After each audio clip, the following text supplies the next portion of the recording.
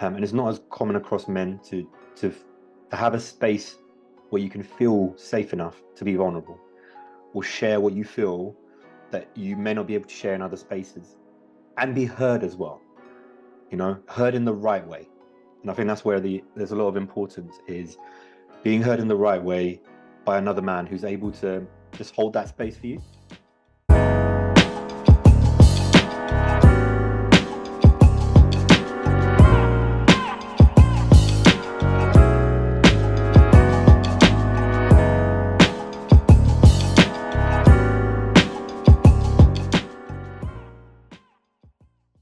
Thank you and welcome, Ranjith. I am so happy that you're here on the podcast this morning, and we're recording it in the morning. We've had so many backs and forths with the WhatsApp messages, the emails, and the conversations, and it's just so nice to be able to see your face. So how are you doing today? Yeah, I'm doing very well. Thank you for having me on as well. It's really nice to finally meet you. And like you said, all the back and forth. It's nice to put a face to the name. Definitely, definitely. So the reason why I'm so happy, first, even before I say, is that I want to say thank you, okay, to Anthony Lindsay. I mean, because without him, without that connection, then we wouldn't be recording this podcast, and I wouldn't be learning about your business, and you would be sharing your wonderful story to our watchers and listeners. So I want to say thank you to Anthony Lindsay. Yeah, shout Yeah. out to him. Let's dive into your story, Ranjith. Yeah. So who is Ranjith? Wow, that's quite a big question. I'm a father. I'm a I'm a son. I'm a believer of Christ. Those are things that all tie into who I am. Um, I am someone that's motivated, driven,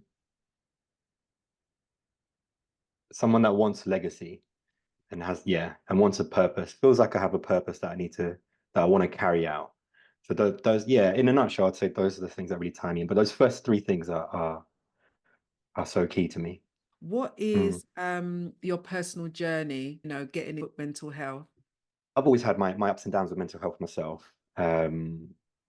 Moments in my life when I've had uh, low cases of depression, struggles during university, for example. But it's not something I've really explored myself. It's not something within the community even openly discussed within our families, across our friendship groups either. So, obviously I had that, and I never really wanted to tap into mental health services at that age either. I felt like I could deal with stuff myself. I felt like everything was fine. I could deal with things myself. I had the power within me to do that. But quickly I learned it's not that easy. It's never that easy. And that's when I started my own counseling journey, my personal counseling at a later stage in my life. But one of the big things that really shifted it in terms of mental health for me back in 2016, I had a good friend who took their own life. And for us in the friendship group, the biggest thing was we weren't even aware of it. We would have never have known that he'd gone through, such a difficult point in his life. He was always the happy-go character. He was the life of the party. He had moved to another country, and obviously for us, it was all a shock when he had taken his life. And obviously, we were trying to piece things together, speak to other friends that knew him, his family members, etc. Ultimately, it came down to I should have been there for him. We should have been there for him as friends. And it really made me question of where is the gap in mental health?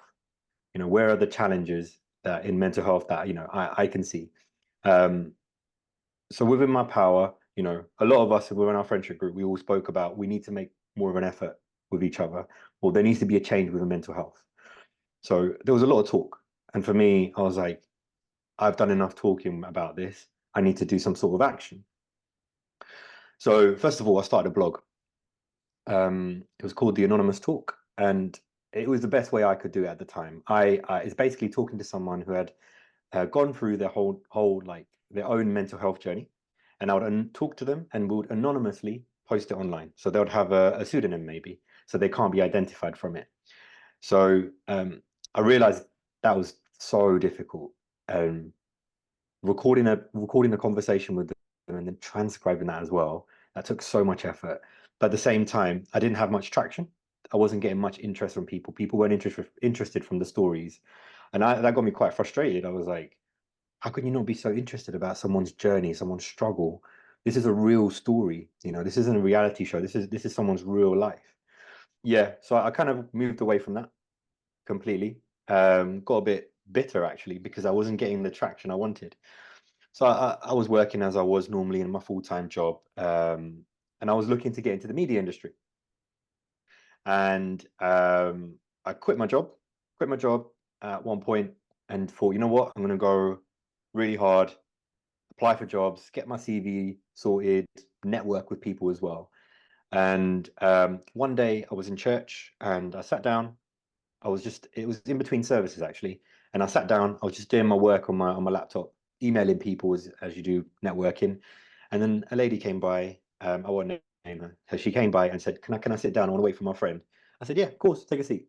And then she must have asked my opinion about something while I was sitting there. So I gave her my opinion. We got talking, as you do, and she said she was a qualified counsellor. So I said, "Oh, I've always been interested in getting into that area, but I just never thought I have the, I don't know if I have the skills for it. I don't know how to kind of pursue it, where to start." So that's when she kind of ran me through. This is what you do if you wanted to do it. Take my number down. Let's have a chat. You know. So we met up a few times throughout the year, just having a conversation. Just not just about counselling, but just in general, getting to know each other. And I think it was just one day she said, "You know what? I feel like you feel like you come across as a very warm person. You come across like you have the right character to be a counselor." And that kind of really placed it in my heart and thought, you know what? I've never thought of it that way. I've never, no one's really seen me in that way before or shared that insight. And then I thought to myself, I don't know if it's something I can get into. Of my age. But then she told me her journey. You know what? She was like, I'm 40. I'm 45 actually. I started my journey at 40. I was a graphic designer all my life. So I thought, let me make the switch. Why not? So she kind of made me think twice, you know what? Age is but a number. And that's where I started my mental health journey. And that's where I started studying counseling back in 2020. And yeah, started in 2020, qualified at the end of 2023. And then here I am. Here you are. Wow. No, your journey. There's so many things that we need to unpack and to talk about, isn't it? Because it's not just your personal journey into mental health, but we're talking about age and switching careers at a later age. And as well as, thinking about just because of your age, do you feel as if you have the capacity, the motivation in order to switch careers, and I think with regards to your friend, I'm so sorry to hear committed suicide, but then all of that fueled, do you know what I mean, your purpose into mental health and helping others. So how important is it, or what type of experiences have you faced now in your business helping people with mental health? So a bit of background, I started my private practice early this year in January. And that's the full shebang. I'm talking about, registering as a sole trader, designing my own website, social media pages, etc. So there was that side of things, trying to get the base of it. So in terms of the clients that I get on, it can be a real variety. So I can get people who are common mental health problems, such as anxiety, depression, relationship issues, or grief, or people that have more, hard-hitting ones. Well, they're just as, important as the other ones, such as childhood trauma, um, childhood sexual abuse, or parents whose children have been sexually abused. So supporting those parents through that thought process, that journey towards the court trials as well.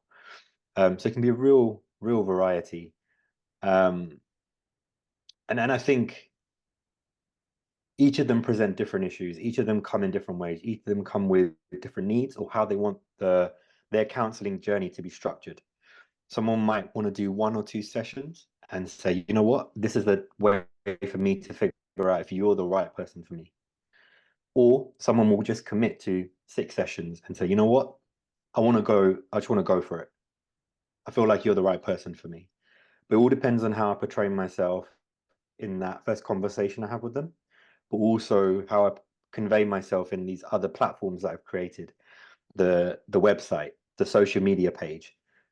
All of it ties in to kind of making them feel like they can trust me. And a lot of it comes down to the first question, or the first thing I get from them when I ask them is, what is it that you're looking for? Or what is it you want from this space with me as your counselor? Is a space to talk and a safe space. So we immediately get on to talking about what does safe mean to you? You know, what is safety? What is it that I need to offer as, a safe space for you? So that immediately kind of delves into that sort of what does trust look like? What does vulnerability look like? What does safety look like? And we can establish that quite early on. So I feel like that's quite a big thing for a lot of the clients that come through the door. And with what I've spoken to a lot of other counselors, that's quite a big theme. When you were Yeah. speaking about that, in terms of that is the core of what your clients are looking for, I'm also thinking about your friendship groups. And I was reflecting back on my friendship groups. And those are the key factors, I suppose, that really make a good, solid friendship, sisterhood, brotherhood type of thing. So do you find those are the central core values in your friendship group now, or That's a any really others? that's a really good question. For me, I am truly blessed to say that I have a really good core network of friends. Quite a small circle, but a circle that I can go to in times of need. And I do think that, a lot of it is because we've grown up together throughout very pivotal moments in our life, from our teenage years, through our 20s, into our 30s. So from studying to when we were dating, breakups, when we met, our wives, had our children, all these very big moments in our life. We've had a lot of moments where we've been able to be vulnerable with one another. And I know that's not as common across men, and it's not as common across men to have a space where you can feel safe enough to be vulnerable or share what you feel that you may not be able to share in other spaces, and be heard as well. Heard in the right way.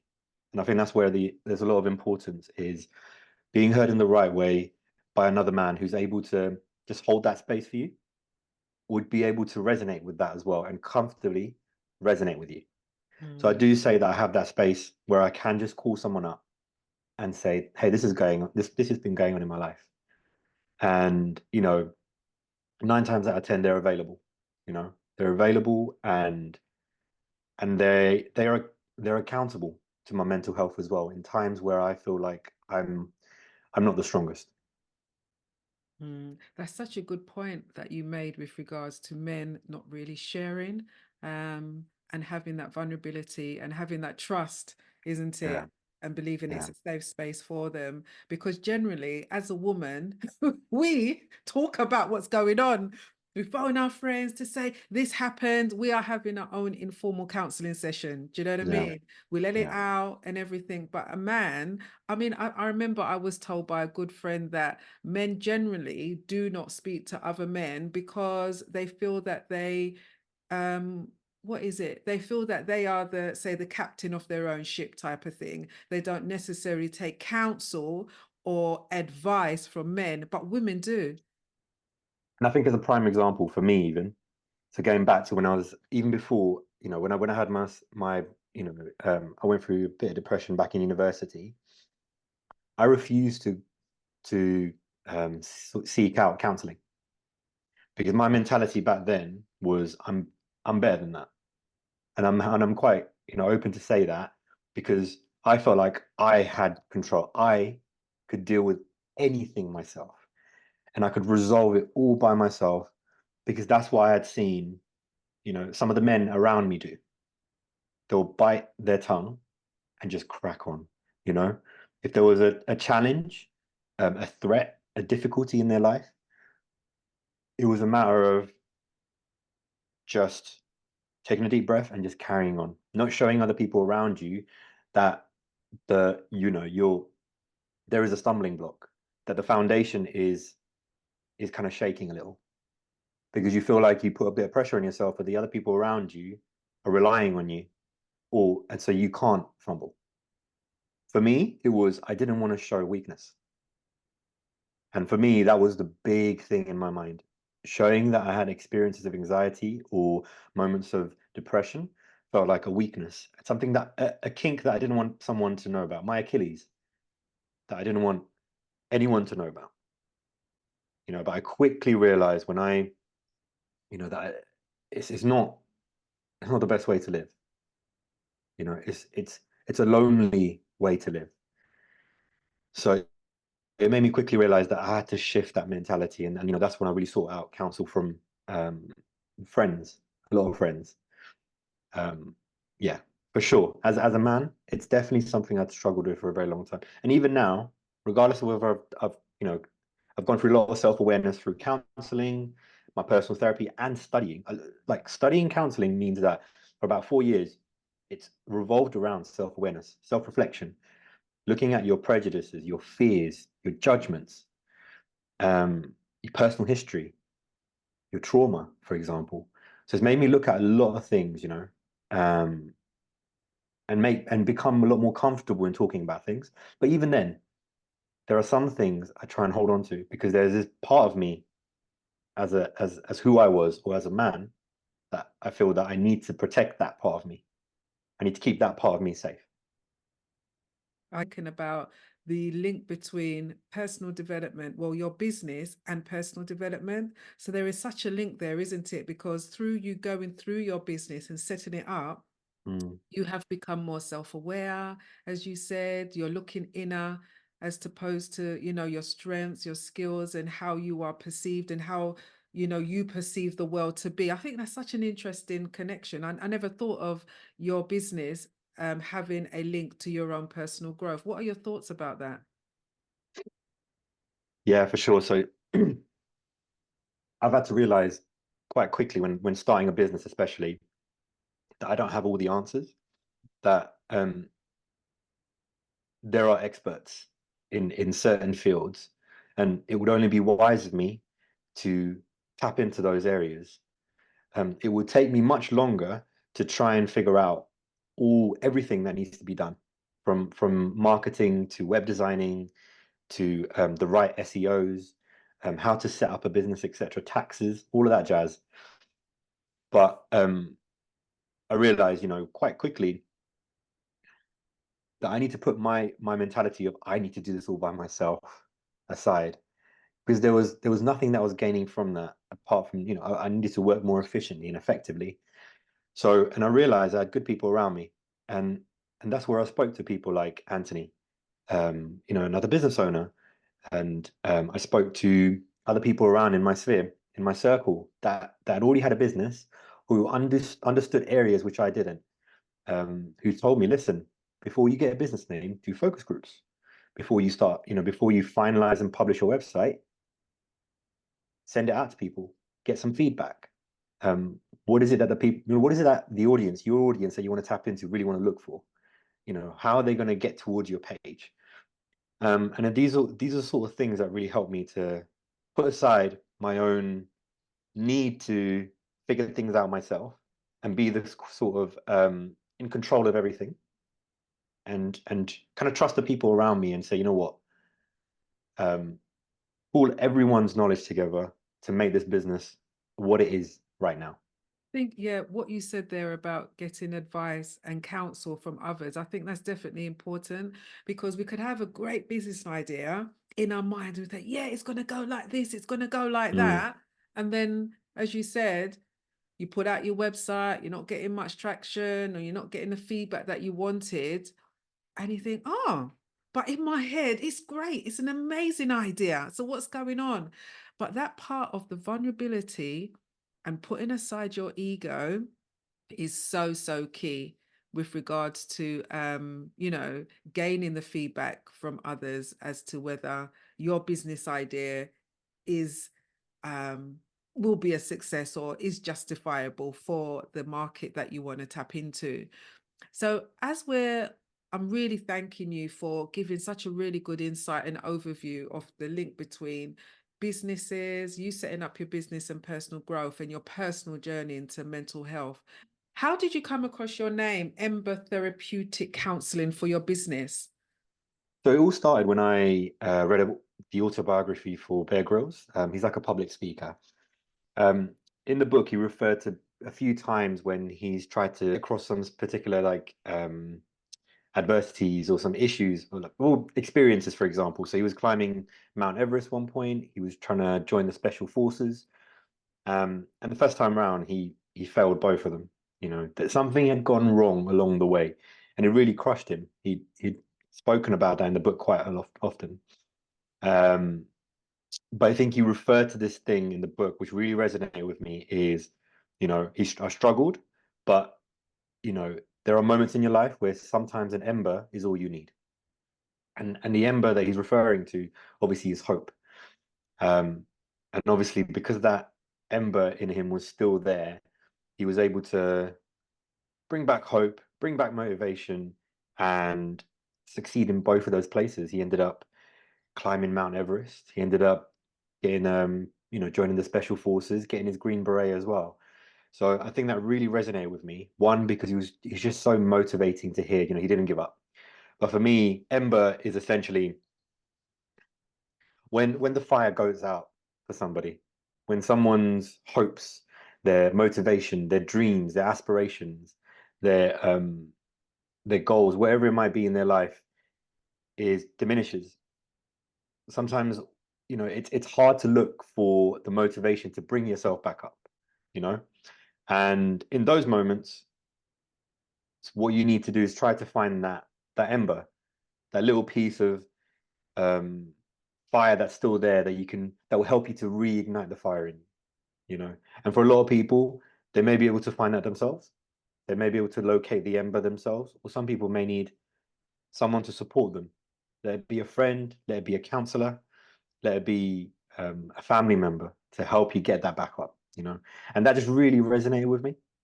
And I did a focus group again, put out a couple of other names as well.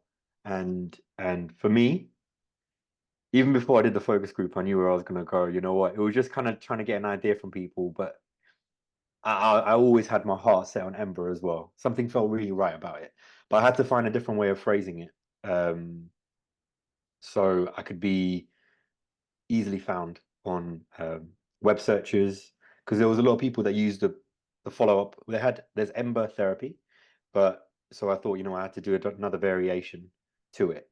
So I could have my own domain name, and then everything else around it could work the way I wanted it to. And that's where Ember Therapeutic Counselling came from. I love the name. I love the name. And whilst you were speaking, I was thinking about that ember. Has that also been a key factor for you whilst you were switching careers during the early stages before you set up your business? Yeah, for sure. I think it was definitely a big part when I realized I wanted to get into the counseling sort of industry. So when I quit my job back in 2018 to pursue a career in the media industry, I had my heart set on getting into that. I love everything about it. So I thought I want to get into it. I didn't pursue it when I was younger. So I went into it and I tried to get a job in the area. And the way it works was you'd kind of work your way up. If even if you've got a film sort of background or a sort of degree, most of the people had to work their way up from being runners. And being a runner essentially means you would do some of the more mundane tasks, making cups of tea, making sure that the place where the sort of editors or the sound mixers were using, and that those places were clean, the kitchen was clean, all the sort of mundane tasks. So I was quite raring to go even before I'd done it. A 27-year-old man, I was like, you know what, I'm raring to go. I can do this. Got into it. 4 days in, I can't. It's not for me. It's not for me. And I quickly realized that. And I struggled because maybe I had gone from an office job. I had the luxuries of working in an office 9 to 5 and not having to pick up some of the slack like that. And for me, I struggled. And I wanted to just go straight in and work in the media industry. I didn't want to, I know you have to pay your dues, and I understand that, but it was really difficult. So I thought, you know what, I can't do this. And I really had a difficult moment where I was like, oh, why did I do this? Why did I leave my job? Why did I leave the comfort, all of that? And I panicked. I wouldn't say I had a breakdown, but I definitely had a moment where I really thought to myself, what have I done? I've sacrificed the time for my family, like my partner who supported me with this, and I've let her down. I've let myself down. And I've told so many people around me about this as well. This is the career I want to go into, but I'm not pursuing it. So I really put myself down in that moment. Um, Again, but this is where the ember comes in for me. And this is where my faith comes in for me as well. For me, when I really went to my lowest moment and thought, what have I done for myself? I really had to look at it as maybe this is not for me. Maybe this is not the path God wants to lead me down. Um, and really had to really accept that. But the one big factor was as well that I was quite pleased with myself that one, I tried. You know, I had no questions of what if or regrets because I tried, explored it, it didn't work for me. But that's where again, I had the drive that, you know what, I wanted to do something for myself. I wanted to build a business. I wanted to be a business owner in some way, shape, or form. I felt like I had more purpose than that. So that's where I got into counseling, you know. And another part of me, well, motivation was I have two children. So when I had my daughter, or before I had my daughter, when my wife was pregnant, for me it was I don't want her to see me as a man, as a person that just gave up. I wanted to know that even in those, when I share these stories with her in the future, when she's old enough, I wanted to know that yes, I failed in this area, but I picked myself back up, you know, dusted off the dust and then cracked on. I found something else that I wanted to do, and that's okay. It's okay to fail. And that's something that I really wanted to teach her and show her. So that was one of my motivations that, you know, I didn't want her to see me as someone that wasn't able to just push through things and break through walls and crack on. I love that. And that really summarized what resilience is, isn't it? The ability Mm, to bounce back from adversity.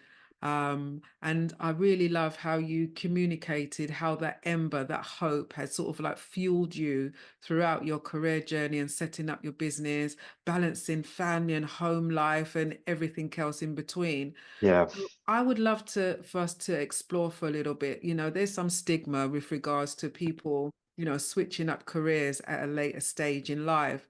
So what have you done in terms of, you know, keeping that fuel, that ember burning, but also how did you overcome, or did you have any fears, or, you know what I mean, any doubts that you were able to switch up the careers and get within therapeutic counselling?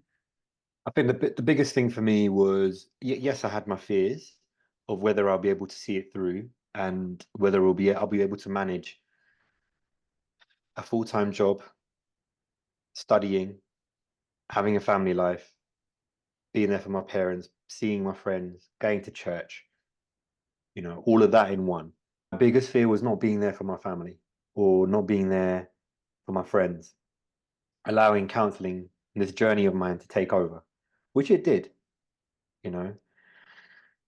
And I think that's what the thing was for me is I was at a stage in my life when I did want to start a family. And that I guess that was the hardest part is trying to find a balance with all of that. I don't think it's impossible, but you know, to have a career change later in your life. But I feel like you have to be very disciplined. And discipline is the key. And getting all your ducks in a row is a key. So what I mean by that is making sure that my time, there's no moment in my day or that week I don't know what's going on. I can't sit around to allow myself to write my assignments at the last minute because I have so many other things going on. But again, that's my motivation. My motivation is the weekend is for my family. So in order to meet that goal, I need to finish my assignments, finish my independent study so it doesn't encroach into that private time. So discipline was key. And for me, one of the biggest motivations was I I look at every decade as a chapter so far. So, you know, my 20s was a a particular chapter in my life, and my 30s is a particular chapter. My 20s was a time when I enjoyed a lot of my life. It was a lot of socializing. I didn't have a goal of where I wanted to go. I didn't have structure in that sense. But my 30s was, this is my time to establish myself as something more than just working in a 9 to 5 and just working, doing that rat race. Is to build a legacy. And that's the way I'm looking at it.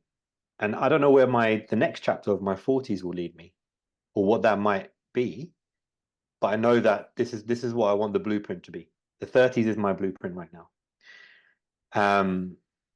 So I don't think it's impossible. And again, I'm still young. There might be some people listening to this and thinking, what are you talking about? You're 30, you're still young, so you can take that career change. So I get it. But then at the same time, I did tend to overthink about it and thought, what, can I really do it? But I look at people on my course, there were people in their late 50s, there were people in their 60s who was like, you know what? I want to do this. I want to do this for me. And I think this is the right time because I've always lived for other people. I've always worked, a 9 to 5, and it didn't serve me in the way I wanted it to.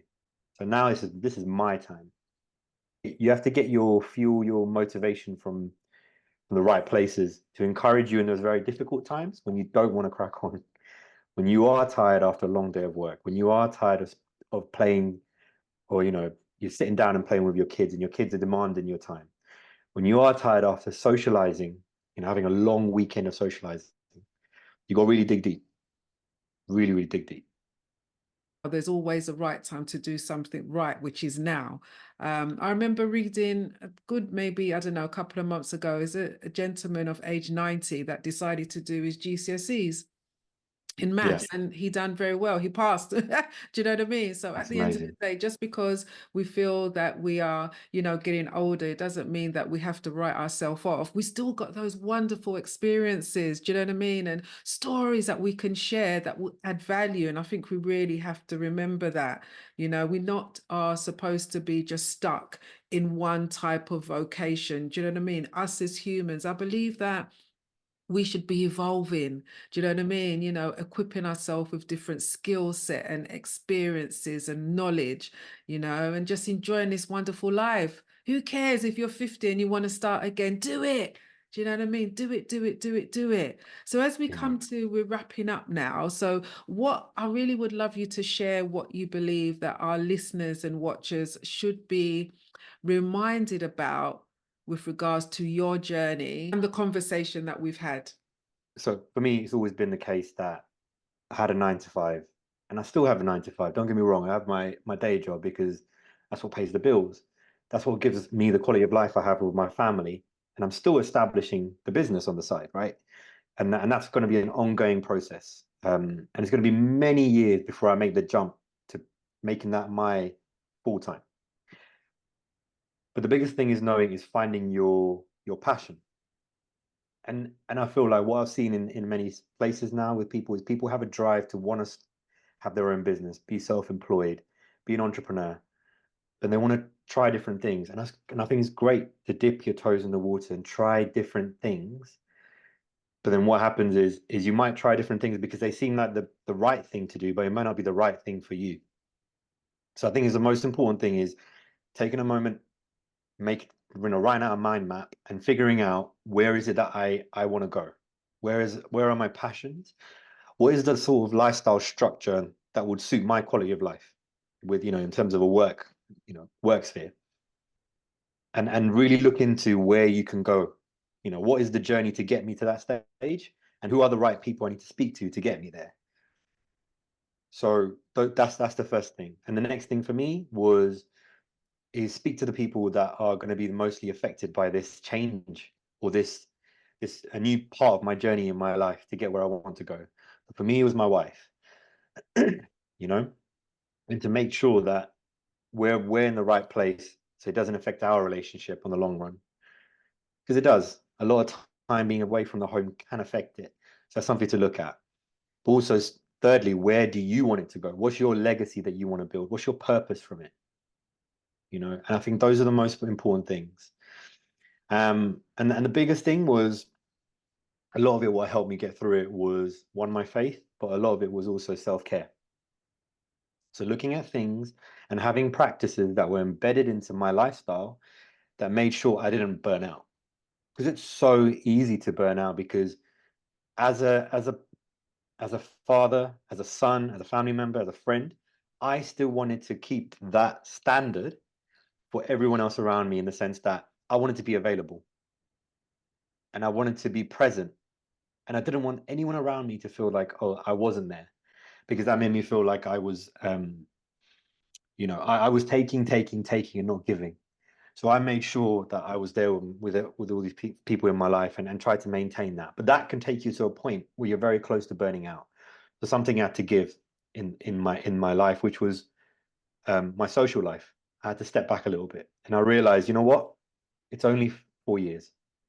I'm still present, but I've stepped back a lot because for the bigger purpose. But in the middle of that, the thing that had to really step in to help me get through it was self-care. So find something that works for you as self-care. Maybe it might be one practice that gives you peace. Taking rest in the time in that day for you. Yes, you might be taking time out to build your purpose, build your business, wherever it might be, but you still deserve that self-care, that time for yourself. So for me, it was learning to say no to people. The biggest thing was learning to say no, not try to be a people pleaser. So I didn't have to take up that time with serving other people in that sense, and I could serve myself in that, if that makes sense.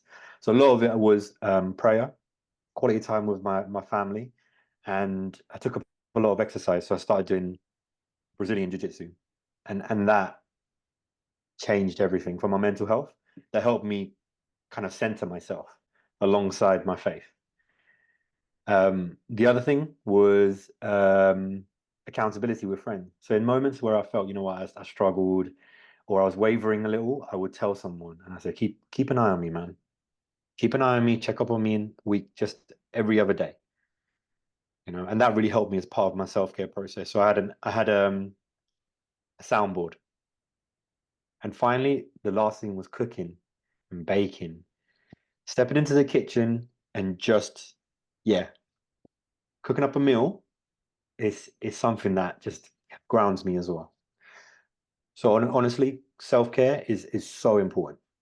The way I look at it, and when I went through therapy myself, the way I looked at it was, and the way it was taught to me, was using the airplane analogy, which was, if you're in an emergency situation on the plane, the first thing that happens is they drop the oxygen masks.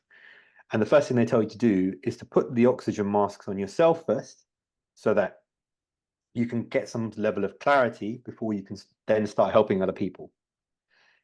In the same way, the analogy was used to me was, you need to put the oxygen mask on yourself first. You need to look after yourself first, so you have the capacity and the energy to be able to be there for other people.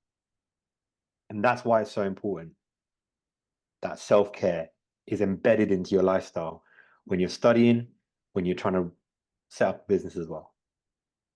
Some beautiful advice that you gave there. And we can even summarize it to say it's about loving yourself, isn't it? Once you love yourself, then that self-care would automatically kick into place. Do you know what I mean? Because you want to make sure you've got the energy for your family, the energy for your studies, you're consistent, you put together a plan for things to happen and to manifest. But the first thing is definitely the love for oneself. Because if you don't love yourself, burning yourself out, people pleasing, yes to everybody, that doesn't work. I've been there, done that, wrote the book. I'm sure it's not like, you know what I mean, Amazon #1 bestseller type of thing. But yeah, I think self-care and love, I think they're definitely interconnected. So as we come to a close, thank you so much, Ranjith. Like, how can people get in contact with you with regards to wanting to buy into your services? Yeah, so the best way to get in contact with me is through Instagram. So my handle is ember.tc. And my website, which is www.embertherapy.co.uk. So those are the best two ways to get in contact with me. So if you have any questions, If you wanted to inquire about my services, just drop me a message. I offer a free 20-minute consultation. So that's a time for me to kind of understand what you'd like to get from therapy, understand your needs, but also it's a chance for you to ask me questions and kind of understand if I'll be the right therapist for you. Awesome. Thank you so much, Ranjith. I appreciate you, especially because you're taking time out of your busy, busy schedule. Yeah, thank you so much for having me on. It's been a pleasure. It's been lovely being on the podcast and talking to you as well.